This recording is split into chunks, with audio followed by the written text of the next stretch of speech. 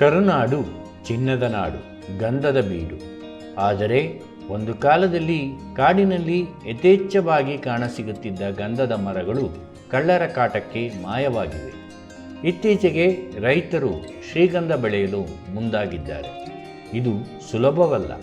10-15 ವರ್ಷ ಕಳ್ಳರಿಂದ ಗಂಧದ ಮರ ಉಳಿಸಿಕೊಳ್ಳುವುದು ಅಸಾಧ್ಯ.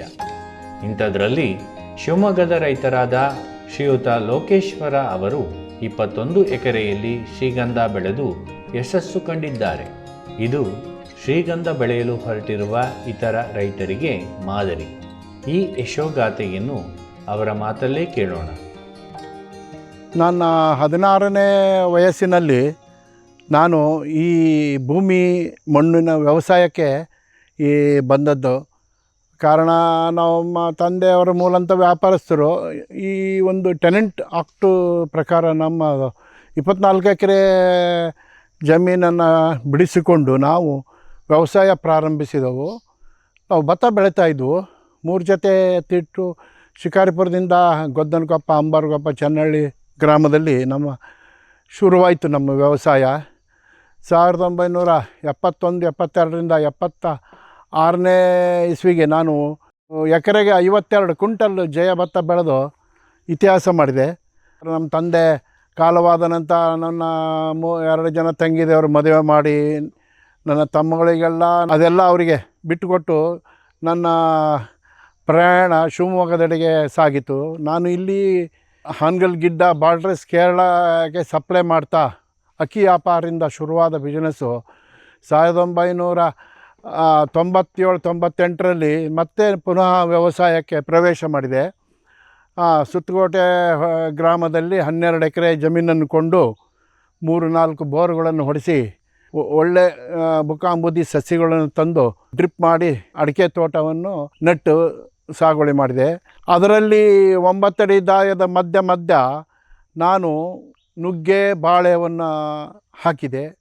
ಆ ನುಗ್ಗೆ ಬಾಳೆ ತುಂಬ ಚೆನ್ನಾಗಿ ಬಂತು. ನುಗ್ಗೆ 11 ತಿಂಗಳಿಗೆ ಶುರುವಾಗಿದ್ದು ನನಗೆ ಪ್ರತಿ ವಾರ ಒಂದು ಟ್ಯಾಕ್ಟರ್ ಲೋಡ್ ನುಗ್ಗೆಕಾಯಿ ಸಿಗ್ಲಿಕ್ಕೆ ಸ್ಟಾರ್ಟ್ ಆಯಿತು. ಅಲ್ಲಿಂದ ಪ್ರಯಾಣ ಸಾಗಿ ನಂದು 2006ನೇ ಇಸ್ವಿಲಿ ನನಗೆ ಈ ಶ್ರೀಗಂಧದ ಬಗ್ಗೆ ಒಂದು ಪ್ರಜಾವಾಣಿ ಪೇಪರ್ನಲ್ಲಿ ಆರ್ಟಿಕಲ್ ಓದಿದೆ. ಜಯರಾಮ್ ಶರ್ಮಾ ಅಂತ ಉಡುಪಿಯವರು ಅವರು ಒಂದು ಆರ್ಟಿಕಲ್ಲು ಶ್ರೀಗಂಧದಲ್ಲಿ 99% ಗಂಧ ನಶೆ ಆಗಿದೆ ಅನ್ನೋ ಓದ್ಬಿಟ್ಟು ನಾನು ವ್ಯವಸಾಯ ಮಾಡ್ತಾ 3 ಕಿಲೋಮೀಟ್ರ್ನಲ್ಲಿ ಚಂದ್ರಕಲಾ ಫಾರೆಸ್ಟು. ಆ ಚಂದ್ರಕಲಾ ಫಾರೆಸ್ಟ್ನಲ್ಲಿ ಎಷ್ಟು ಗಂಧಿತ್ತು ಅಂದರೆ ಕಾಡಿನಲ್ಲಿ 25-30% ಗಂಧನೇ ಇತ್ತು. ಅಂತಹ ಗಂಧದ ನಾಡು ಇವತ್ತು ಈ ಪರಿಸ್ಥಿತಿ ಬಂದಿದೆಯಲ್ಲ ಅನ್ನೋ ಒಂದು ನನಗೆ ಮನಸೋತು ನಾನು ಜಯರಾಮ್ ಶರ್ಮಾ ಅವರ ಮಾರ್ಗದರ್ಶನದಿಂದ 12 ಎಕರೆಗೆ ಶ್ರೀಗಂಧದ 6,000 ಸಸಿಗಳನ್ನ ತರಿಸಿ 2006ನೇ ಇಸ್ವಿಲೇ ನೆಟ್ಟೆ. ಹನಿ ನೀರಾವರಿ ಮಾಡಿಬಿಟ್ಟು ಅದಕ್ಕೆ ಟೈಕೋಟರ್ಮ, ಸೋಡಾಮಸು, ಬೇವಿನ ಹಿಂಡಿ ಇವೆಲ್ಲ ಫಂಗಸ್ ಯಾವುವು ಅಟ್ಯಾಕ್ ಆಗದಂಗೆ ಉತ್ತಮ ಒಂದು ಬೆಳೆಯನ್ನು ಬೆಳೆದೆ. ಆನಂತರ ಪಕ್ಕದಲ್ಲಿ 2006ರಲ್ಲಿ 6,000 ಸಸಿ ನೆಟ್ಟು 2008ರಲ್ಲಿ ಮತ್ತೆ ಪಕ್ಕದಲ್ಲಿ 7 ಎಕರೆ 3,500 ಸಸಿಗಳನ್ನು ನೆಟ್ಟು ಬೆಳೆದಿರ್ತೇನೆ. ನಮ್ಮ ಶಿವಮೊಗ್ಗ ಗಂಧದ ಫ್ಯಾಕ್ಟ್ರಿಯಲ್ಲೇ ಉತ್ತಮವಾದ ಸಸಿ ಇತ್ತು. ನನ್ನ ಸ್ನೇಹಿತರಾದ ವಿಟ್ಟಪ್ಪ, ಸೋಮಣ್ಣ, ತೀರ್ಥಲಿಂಗಪ್ಪ ಎಲ್ಲ ಒಂದು 10-6 ಜನಗಳು ನನ್ನ ಜೊತೆಗೆ ಶ್ರೀಗಂಧವನ್ನು ನಾಟಿ ಮಾಡಿದರು. ಈ ಶ್ರೀಗಂಧದ ಬೆಳೆಯೋಕ್ಕೆ ಮುಂಚೆ ನಾನು ಕರ್ನಾಟಕ ಅರಣ್ಯ ಇಲಾಖೆಯಲ್ಲಿ ಇದ್ರ ಬಗ್ಗೆ ಮಾಹಿತಿ ತೆಗೆದುಕೊಂಡೆ. ಅವರಲ್ಲಿ ಶ್ರೀಗಂಧಕ್ಕೆ ಪ್ರೈಸ್ ಲೀಸ್ಟ್ ಇತ್ತು. ಅಲ್ಲದೆ KSW ಮೈಸೂರು ಸ್ಯಾಂಡಲ್ ಸೋಪ್ ಫ್ಯಾಕ್ಟ್ರಿಯವರಿಂದ ಮಾಹಿತಿ ಪಡೆದೆ. ಅವರು ನಾವು ಕೊಳ್ಳುತ್ತೇವೆ, ಬೈ ಬ್ಯಾಗ್ OP ಮಾಡ್ಕೊಳ್ಳಿ ಅಂತಂದೇಳಿ ಅವರು ನಮಗೆ ಸಹಕರಿಸಿದರು. ಬಟ್ ಆದರೆ ಈ ಸೋಪ್ ಫ್ಯಾಕ್ಟ್ರಿಯವ್ರಿಗಿನ್ನ ಅರಣ್ಯ ಇಲಾಖೆಯ ರೇಟು ತುಂಬ ಚೆನ್ನಾಗಿದೆ. 2008-09ರಲ್ಲಿ ಚಂದನ್ ಗುರೇರ್ ಅಸೋಸಿಯೇಷನ್ ಅಂತ ಒಂದು ಸಂಘವನ್ನು ಮಾಡಿಕೊಂಡು ನಾವು ಶ್ರೀಗಂಧದ ಮರಿಯೂರಿಂದ ಉತ್ತಮವಾದ ಬೀಜ ತರಿಸಿ 50,000-60,000 ಸಸಿಗಳನ್ನು ಸಾಕಿ ಜನಗಳಿಗೆ ಬೆಳೆಸಲಿಕ್ಕೆ ಉತ್ತೇಜನ ಕೊಡ್ತಾ ಬಂದದ್ದು ಇತ್ತು. ಜೊತೆಗೆ ನನ್ನ ಸಸಿಗಳು ಹಿಮ್ಮತ್ ನಗರ್ ಸೂರತ್ಗೆ ಸಸಿ ಹೋಗಿದ್ದುಂಟು. ಮತ್ತು ತಿರುಪತಿಯಿಂದ ಮುಂದೆ ರೈಲ್ವೆ ಕೋಡೂರು ಅಂತ ಅಲ್ಲಿಗೆ ತುಂಬ 5-6 ವರ್ಷ 4-6 ಲೋಡ್ ಸಸಿಗಳನ್ನು ಅಲ್ಲಿ ಕಳಿಸಿದ್ದುಂಟು. 10 ವರ್ಷ 11 12 ವರ್ಷದ ನಂತರ ನನ್ನ ತೋಟದ ಗಂಧದ ಬೀಜವನ್ನು ಒಂದು ವರ್ಷಕ್ಕೆ 1,000-1,500 ಸಸಿಗಳನ್ನು ಅರಣ್ಯ ಇಲಾಖೆಯವರಿಗೆ ಸಪ್ಲೈ ಮಾಡ್ತಾಯಿದ್ದೆ. ಅಲ್ಲದೆ ಗಾಮನಕಟ್ಟಿ DFO ಸಾಹೇಬರು ಭದ್ರಾವತಿ ಅವರು ನನಗೆ 2021ರಲ್ಲಿ 500 kg ಅವರು ಅಬ್ಬರ ಕೊಂಡದ್ದುಂಟು. ಜೊತೆಗೆ ನಾನು ಮಿಶ್ರ ಬೆಳೆಯಾಗಿ ಅಡಿಕೆ ಮತ್ತು ಬಾಳೆ, ಹೆಬ್ಬೇವು, ನುಗ್ಗೆ ಇವನ್ನು ಮಿಶ್ರ ಬೆಳೆಯಾಗಿ ಬೆಳೆದಿದ್ದಲ್ಲದೇ ನಾನು ಕುರಿಗಳನ್ನು ಒಂದು 55 ಕುರಿಗಳನ್ನು ಸಾಕಾಣಿಕೆ ಮಾಡಿರ್ತೇನೆ. ಇದು ಬೆಳೆಯೋದಕ್ಕೆ ಒಳ್ಳೆ ಉತ್ತಮವಾದ ಗುಡ್ಡಗಾಡು ಕೆಂಪು ಮಣ್ಣು ಉತ್ತಮ. ಇದಕ್ಕೆ 7-8 ವರ್ಷ 9 ವರ್ಷ ಹನಿ ನೀರಾವರಿ ಮಾಡಿ ಮಂಚಿಂಗ್ ಮಾಡಿ ಟೈಕೋಟರ್ಮ ಸೋಡಾಮಸು ಗೊಬ್ಬರ ಕೊಟ್ಟು ಸಾವಯವ ಇದರಿಂದ ಬೆಳೆದರೆ ತುಂಬ ಚೆನ್ನಾಗಿ ಬರುತ್ತೆ. ಆಚೆ ಒಂದು 5-6 ವರ್ಷ 7 ವರ್ಷಕ್ಕೆ ಒತ್ತಡ ತಂದು ನೀರು ಕೊಡ್ದೇ ಮಳೆಗಾಲದಲ್ಲಿ ಬಂದ ಮಳೆಗೆ ಸಾಕೆಂದು ಬೆಳೆದರೆ ಒಳ್ಳೆ ಉತ್ತಮವಾಗಿ ಬರುತ್ತೆ. ಸುಮಾರು ಒಂದು ಮರದಲ್ಲಿ 15-20 kgಯಿಂದ 50 kgವರೆಗೂ ಗಂಧವನ್ನು ನಾವು ಕಾಣ್ಬೋದು ಅನ್ನೋ ಒಂದು ನಿದರ್ಶನವನ್ನು ನಾನು ಹೇಳಬಲ್ಲೆ. ಅದಕ್ಕೆ ಬೇರುಗಳಿಗೆ ಕರ್ನಾಟಕ 7,300, 8,300, 9,300, ಗಂಧಕ್ಕೆ 11,000ದಿಂದ 14,700ವರೆಗೂ ಒಳ್ಳೆ ಕ್ರಯ ಇದೆ. ಇದು ಬೆಳೆಯೋದು ಅಂತ ಬಹಳ ಕಷ್ಟದ ಕೆಲಸ ಅಲ್ಲ. ಇದಕ್ಕೆ ಮೂಲ ಕಷ್ಟವಾದ ಕೆಲಸ ಏನೆಂದರೆ ರಕ್ಷಣೆ. ಈ ರಕ್ಷಣೆಗೋಸ್ಕರ ನಾನು 16 ನಾಯಿಗಳು ತಂದೆ, ಸ್ಟ್ರೀಟ್ ಲೈಟ್ ಹಾಕಿದ್ದೀನಿ ಮತ್ತು ಸುತ್ತು ಫೆಡ್ ಲೈಟ್ ಹಾಕಿದ್ದೀನಿ, 12 ಅಡಿ ಫೆನ್ಸ್ ಮಾಡಿದ್ದೀನಿ. ಫೆನ್ಸಿನ ಸಲುವಾಗಿ ನಾನು 1997-98ರಲ್ಲಿ ಈ ಸಾಗುವಾನಿ ಟೀಕನ್ನು ನಟ್ಟಿದ್ದೆ. ಇದು ಸುತ್ತ ಒಂದು 260-70 ಮರ ಇರ್ಬೋದು. ರಕ್ಷಣೆ ಮಾಡಲಿಕ್ಕೆ ಶ್ರೀಗಂಧದ ಮರಗಳಿಗೆ 3,000 ಮರಕ್ಕೆ 4,000 ಮರಕ್ಕೆ ಮೆಸ್ ಹಾಕಿದೆ. ಯಾಕಂದರೆ ಗಂಧ ಕಡಿಬಾರ್ದು ಅಂತಂದೇಳಿ ಅದು ಮರ ದಪ್ಪ ಆಗ್ತಾ ಹೋಗ್ತು ಮೆಸ್ಸನ್ನೇ ಅದು ಒತ್ತಡ ಕೊಂದ್ಬಿಟ್ಟು ಮಾರ್ಕ್ ಆಗಿದೆ. ಕೆಲವೊಂದು ಗಂಧದ ಮರದಲ್ಲಿ 20 kg ಓನ್ಲಿ ಬೇರ್ನಲ್ಲಿ ಸಿಗುತ್ತೆ. ಈ ಮರ ಬೇರಲ್ಲಿ ಸಿಗುತ್ತೆ. ಹೌದು. ಓಕೆ. ಇದ್ರಲ್ಲಿ 100 kg ಬರೋಂಥ ಚಾನ್ಸಸ್ ಇದೆ. 100 kg ಮೇಲೆ ಬರ್ಬೋದು. ಬರುತ್ತೆ. ಅಲ್ಲ, ಅಂದಾಜು ಪಕ್ಕ ಹೇಳೋಕ್ಕಲ್ಲ. ಇದು ಮಿನಿಮಮ್ ಒಂದು 40-50 kgಗಂತೂ ದೋಖ ಇಲ್ಲ. ಒಳಗಿನ ಹಾರ್ಟ್ವುಡ್ ಹೇಳ್ತಾರೆ. 50 kg. Okay okay. ಮರ ಇದು ಎತ್ತಕ್ಕಾಗಲ್ಲ. ಇದು ಕೊಂಬೆವರೆಗೂ ಎಲ್ಲದೂ ಬಳಕೆಗೆ ಬರುತ್ತೆ. ನೋಡಿ, ಈ ದಪ್ಪದ ಮರವರೆಗೂ ಎಲ್ಲ ಇದೆ. ಓಕೆ. ಆಮೇಲೆ ಅದರಲ್ಲಿ ವೈಟ್ ವುಡ್ಡಿಗೂ ಸಾಧಾರಣ ಬೆಲೆ ಇದೆ. ಓಕೆ. ಇದರಲ್ಲಿ ವೇಸ್ಟೇಜ್ ಯಾವುದಿಲ್ಲ.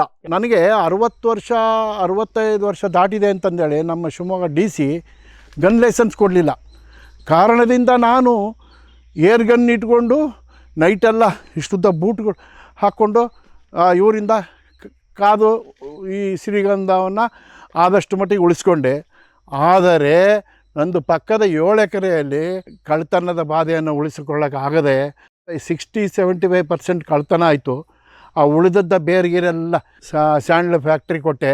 ಈ 12 ಎಕರೆ ತೋಟದಲ್ಲಿ ಮಾತ್ರ ಏನು ಕಳ್ತನ ಆಗದ ಹಾಗೆ ಕಷ್ಟಪಟ್ಟು ಉಳಿಸಿಕೊಂಡಿದ್ದೇನೆ. ಊರು ಬದಿ ಇರೋದ್ರಿಂದ ಇದರ ಗಂಧವನ್ನು 2023 ಮಾರ್ಚ್ 32 ಟನ್ ಗಂಧದ ಕೋಟೆ ಶಿವಮೊಗ್ಗದಲ್ಲಿ ಅವರಿಗೆ ಕೊಟ್ಟಿದ್ದೇನೆ. ಇನ್ನು ಉಳಿದದ್ದು 6 ಎಕರೆ ಗಂಧ ಇದೆ. ಅದನ್ನು ಕೂಡ ಪರ್ಮಿಷನ್ ಆಗಿದೆ. ಅದನ್ನು ಕೂಡ ನಾನು ಗಂಧದ ಕೋಟೆ ಕೊಡಬೇಕಂತ ತೀರ್ಮಾನ ಮಾಡಿದ್ದೇನೆ.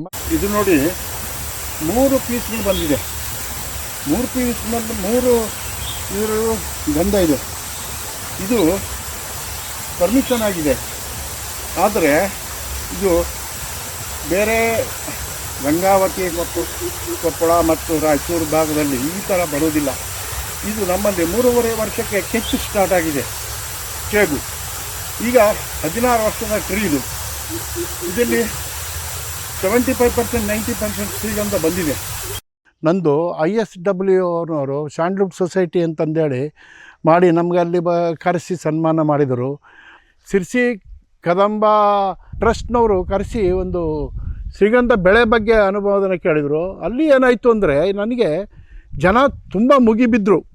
ಕೊನೆಗೆ ನನಗೆ ತೋಟಕ್ಕೆ ಒಳ್ಳೆಯವ್ರು ಬರ್ತಾರೋ ಕಳ್ಳರು ಬರ್ತಾರೋ ಕಾಣೆಯಾಗಿ ಈ ಪ್ರಚಾರದ ಬಗ್ಗೆ ನಾನು ನಿಷೇಧಿಸಿಬಿಟ್ಟೆ, ಮಾಡಿಬಿಟ್ಟೆ. ಕಾರಣ ಏನಂದರೆ ಅವರು ಬಂದು ಸಮಯದಲ್ಲಿ ನೋಡ್ಕೊಂಡು ಹೋಗ್ಬಿಟ್ಟು ರಾತ್ರಿ ನನಗೆ ಯಾವ ಥರ ತೊಂದರೆ ಆಗ್ತದೋ ಅನ್ನೋದ್ರಿಂದ ನಾನು 15-16 ವರ್ಷದ ನನ್ನ ಪಯಣದಲ್ಲಿ ಪ್ರಚಾರದ ವಿಷಯದಲ್ಲಿ ಬ್ರೇಕ್ ಹಾಕಿಬಿಟ್ಟೆ.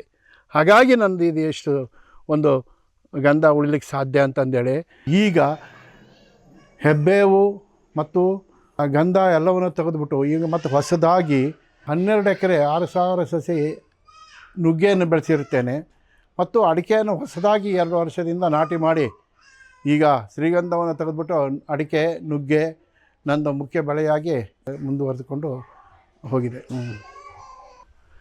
ಈಗ ಈ ಅಡಿಕೆ ನುಗ್ಗೆ ಬಾಳೆ ನಮಗೆ ವರ್ಷ ವರ್ಷ ಹಣ ಕೊಡ್ತವೆ, ಫಸಲು ಕೊಡ್ತವೆ, ಬೆಳೆಯಿಂದ ಲಾಭ ಆಗುತ್ತೆ. ಆದರೆ ಈ ಟೀಕು, ಈ ಶ್ರೀಗಂಧ ಮತ್ತು ಹೆಬ್ಬೇವು, ನಾನು ಹೆಬ್ಬೇವನ್ನು 4 ವರ್ಷಕ್ಕೆ ತುಂಬ ಕಠಿಣ ಬೆಳೆದೆ, ಭಾಳ ಚೆನ್ನಾಗಿ ಬಂದಿತು, ತುಂಬ ದಪ್ಪ ಬಂದು ಫ್ಯಾಕ್ಟ್ರಿಯವರೇ ಕೂಡ ನನಗೆ ಈ ಥರದ ವುಡ್ಡು ನಮಗೆ ಸಿಗಲಿಲ್ಲ ಸರ್ ಅಂತಂದೇಳಿ ಮಾರ್ಕೆಟ್ನಲ್ಲಿ 4,500 4,600 ಇದ್ದರೆ ನನ್ನದನ್ನು 6,000 ರೂಪಾಯಿ ಟನ್ ನನಗೆ ತೆಗೆದುಕೊಂಡು ಹೋದರು. ಈ ಶ್ರೀಗಂಧ ಬೆಳೀಲಿಕ್ಕೆ ಸರ್ಕಾರದಿಂದ ಏನು ಪರ್ಮಿಂಟು ಇದ್ಯಾವುದು ಪಡಿಬೇಕಾಗಿಲ್ಲ, ಯಾರಾದರೂ ಬೆಳಿಬೋದು. ಅವರ ಜಾಗದಲ್ಲಿ ಅವ್ರ ಜಮೀನಲ್ಲಿ ಬೆಳೆದರೆ ಅದು ಅವರದೇ ಸ್ವತ್ತು, ಅದನ್ನು ಅವರೇ ಸ್ವಂತ ಉಪಯೋಗ ಪಡ್ಬೋದು ಅಂತ ಒಂದು ಆದೇಶ ಹೊರಡಿಸಿದ ಪ್ರಕಾರ ನಾವೆಲ್ಲ ಶ್ರೀಗಂಧವನ್ನು ಬೆಳೆದಿದ್ದುಂಟು. ಅಲ್ಲದೆ ಈ ಶ್ರೀಗಂಧ ಕಟಿಂಗ್ ಮಾಡುವಾಗ ಸರ್ಕಾರದ ಪರ್ಮಿಷನ್ ಬೇಕೇ ಬೇಕು. ಅರಣ್ಯ ಇಲಾಖೆಯವರು ನಮ್ಮ ತೋಟದ ಪ್ರತಿಯೊಂದು ಮರದ ಉದ್ದ, ದಪ್ಪ, ಅಗಲವನ್ನು ರೆಕಾರ್ಡ್ ಮಾಡಿಕೊಂಡು DFO ಕೊಡ್ತಾರೆ. DFO ಅದನ್ನು ಬಂದು ನೋಡಿ ಅವರ ಪರ್ಮಿಷನ್ ಕೊಡ್ತಾರೆ. ಪರ್ಮಿಷನ್ ಕೊಟ್ಟ ಮೇಲೆ ಅದನ್ನು ಕಟಿಂಗ್ ಆರ್ಡ್ರ್ ತೆಗೆದುಕೊಂಡು ಬಂದು ಕಟಿಂಗನ್ನು ಫಾರೆಸ್ಟ್ ಇಲಾಖೆಯವರ ಎದುರುಗಡೆ ಕಟಿಂಗ್ ಮಾಡಿಸಿ ಮತ್ತೆ ಅದನ್ನು ವೆಯ್ಟ್ ಮಾಡ್ತಾರೆ. ತೂಕ, ದಪ್ಪ, ಉದ್ದ ಪ್ರತಿಯೊಂದು ಪೀಸನ್ನು ಇದು ಮಾಡಿಬಿಟ್ಟು ಅದನ್ನು ಸಾಗಾಣಿಕೆಗೆ 18ನೇ ನಂಬರ್ ಫಾರಮನ್ನು ಕೊಡ್ತಾರೆ. ಆ ಫಾರಮಿನ ಸಮೇತ ಅದನ್ನು ಲಿಫ್ಟ್ ಮಾಡುವಾಗ ಫಾರೆಸ್ಟ್ ಜೊತೆಯಲ್ಲೇ ಆ ವೆಹಿಕಲ್ನಲ್ಲಿ ಬಂದು ಇಳಿಸುವ ಜಾಗದವರೆಗೂ ಅವ್ರದ್ದೇ ರಿಸ್ಕ್ ಇರುತ್ತದೆ. ಇಷ್ಟೆಲ್ಲ ಈ ಶ್ರೀಗಂಧಕ್ಕೆ ರಿಸ್ಕ್ ಉಂಟು. ಮುಂದೆ ಈ ಶ್ರೀಗಂಧವನ್ನು ಯಾರದು ಅವ್ರು ಎಲ್ಲಾದರೂ ಮಾರ್ಕೊಬೋದು ಜಾಗದಲ್ಲಿ ಅವರೇ ಸ್ವಂತ ಬೆಳೆ ಅದಂತಂದೇಳಿ ಆರ್ಡ್ರ್ ಬರುತ್ತೆ ಅಂದಿದ್ದಾರೆ. ಅದು ಇನ್ನೂ ಯಾವಾಗ ಬರುತ್ತೋ ಅದ್ರ ಬಗ್ಗೆ ನಮಗೆ ಮಾಹಿತಿ ಇಲ್ಲ. ಮತ್ತೊಂದು ಆ ಉಳಿದ ಬೇರನ್ನು ಸತೆ 16 ಸಾರಿ ಫಾರೆಸ್ಟ್ ಡಿಪಾರ್ಟ್ಮೆಂಟ್ನವರು ಅಲ್ಲಿ ಅಳೆದು ಅದು ಕೀಳಿಸಿ ಅದನ್ನು ತೂಕ ಮಾಡಿಸಿ ವೆಯ್ಟ್ ಮಾಡಿಸಿ ಎಲ್ಲದನ್ನು ಆ ಪ್ರೋಸೆಸ್ಸಿಂಗ್ ಮಾಡುವುದರೊಳಗೆ ತುಂಬ ಶ್ರಮ ಉಂಟು. ಇದು ಹೆಚ್ಚಾಗಿ ನಮ್ಮ ಕರ್ನಾಟಕದಲ್ಲಿ ಸ್ಯಾಂಡ್ಲ್ವುಡ್ ಫ್ಯಾಕ್ಟ್ರಿ, ಸೋಪ್ ಫ್ಯಾಕ್ಟ್ರಿ ಅವರಿಗೆ ಮೂಲ ಖರೀದಿ ಉಂಟು. ಅವರು ಬಿಟ್ಟರೆ ಮತ್ತು ಇಲ್ಲಿ ಯಾರು ಇದನ್ನು ಖರೀದಿದಾರಿಲ್ಲ. ಇದನ್ನು ತೆಗೆದುಕೊಳ್ಳೋರು KSDL ಯಾರೋ ಅವರು ಹೊರತಾಗಿ ನಮ್ಮ ಕರ್ನಾಟಕ ಅರಣ್ಯ ಇಲಾಖೆ. ಇದು ಮೈಸೂರಿನಲ್ಲೊಂದು ಗಂಧದ ಕೋಟೆ ಇದೆ, ಶಿವಮೊಗ್ಗದಲ್ಲೊಂದು ಗಂಧದ ಕೋಟೆ ಇದೆ, ಧಾರವಾಡದಲ್ಲೊಂದು ಗಂಧದ ಕೋಟೆ. ಈ 3 ಗಂಧದ ಕೋಟೆಯಲ್ಲಿ ಅವರು ತೆಗೆದುಕೊಳ್ಳುತ್ತಾರೆ. ಇದನ್ನು ಡ್ರೆಸ್ಸಿಂಗ್ ಮಾಡ್ತಾರೆ. ಬೇರಿಗೆ ಬದಲಾವಣೆ ರೇಟು, ಚೇಗಿಗೆ ಬೇರೆ ಒಂದು ರೇಟು. ಹೀಗೆ ಬೇರೆಂದರೆ ಅದು ಅವ್ರದ್ದು ಲೀಸ್ಟ್ ಇದೆ. ಅದನ್ನು ನೋಡಿದರೆ ನಿಮಗೆ ಪಕ್ಕ ಗೊತ್ತಾಗುತ್ತದೆ. ಬೇರಿಗೆ 7,000 ಚಿಲ್ಲರೆ, 8,000 ಚಿಲ್ಲರೆ, 9,000 ಚಿಲ್ಲರೆ, ಚೇಗಿಗೆ 10,500ದಿಂದ 14,700ವರೆಗೂ ಒಳ್ಳೆ ಬೆಲೆ ಇದೆ ಅಂತ ನಾನು ಇದನ್ನು ಅನುಭವ ಪಟ್ಟಿದ್ದೇನೆ. ಇದಕ್ಕೆ ಕರ್ನಾಟಕ ಅರಣ್ಯ ಇಲಾಖೆ ಹೊಸದಾಗಿ ಈ ಚೇಂಬರ್ಸ್ ಆಫ್ ಮಂತ್ರಿಯವರ ಅಸಿಸ್ಟೆಂಟ್ ಆಗಿರ್ತಾರೆ ಮಂಜುನಾಥ್ ಪ್ರಸಾದ್ ಅವರು ಈ ಶ್ರೀಗಂಧ ಬೆಳೆಯೋದಕ್ಕೆ ಸಬ್ಸಿಡಿ ಮತ್ತು ಬೀಜ ತಯಾರು ಮಾಡೋದು, ರೈತರಿಗೆ ಹೇಗೆ ಪೋಷಣೆ ಮಾಡೋದು, ಇದ್ರ ಬಗ್ಗೆ ಮೊನ್ನೆ ಅವರು ಇದ್ರ ಬಗ್ಗೆ ಭಾಳ ಸಮೀಕ್ಷೆ ಆಗಿ ಒಂದು ಸಭೆ ಕರೆದು ಮಾಡ್ತಾರೆ. ಮುಂದೆ ಈ ಶ್ರೀಗಂಧ ಬೆಳೀಲಿಕ್ಕೆ ಸರ್ಕಾರ ಭಾಳ ಪ್ರೋತ್ಸಾಹ ಕೊಡ್ತದೆ ಅಂತ ನಮ್ಮ ಸ್ನೇಹಿತರಿಂದ ನಮಗೆ ಅನುಭವ ಅದು ತಿಳುವಳಿಕೆ ಬಂತು. ಮತ್ತು ನಾನು ಇಲ್ಲಿಯ ತನಕ ಈ ಶ್ರೀಗಂಧ ಬೆಳೆಗೆ ರಕ್ಷಣೆಗೆ ಯಾವುದಕ್ಕೂ ಈ ಸರ್ಕಾರ ಆಗಲಿ ಬೇರೆಯವರು ಯಾರ ಸಹಕಾರ ಸಪೋರ್ಟ್ ಪಡೆದಿಲ್ಲದೆ ನಾನು ಸ್ವಂತ ಶಕ್ತಿಯಿಂದ ಬೆಳೆದಿರ್ತಕ್ಕಂಥ ಈ ಬೆಳೆಯಾಗಿರುತ್ತೆ. ಅಡಿಕೆ, ನುಗ್ಗೆ, ಬಾಳೆ, ತೆಂಗು ನೋಡಿ ಎಷ್ಟು ಚೆನ್ನಾಗಿ ಬಂದಿದೆ. ಟೀಕ್, ಸಾಗವಾನಿ ಇವೆಲ್ಲ ನನ್ನ ಸ್ವಂತ ಶಕ್ತಿಯಿಂದ ಬೆಳೆದಿದ್ದೀನಿ. ಯಾವ ಸಹಕಾರ, ಯಾವ ಸಬ್ಸಿಡಿ ಹಣಗಳು ಯಾವುದರಲ್ಲೂ ಇವತ್ತು ನಾನು ಅಂಗಲಾಚಿಲ್ಲ, ಹೋಗಿಲ್ಲ. ನನ್ನ ಸ್ವಂತ ಶಕ್ತಿಯಿಂದ ನಾನು ಇಲ್ಲಿವರೆಗೂ ಬೆಳೆದು ಇದನ್ನು ನಿರೂಪಿಸಿದ್ದೇನೆ.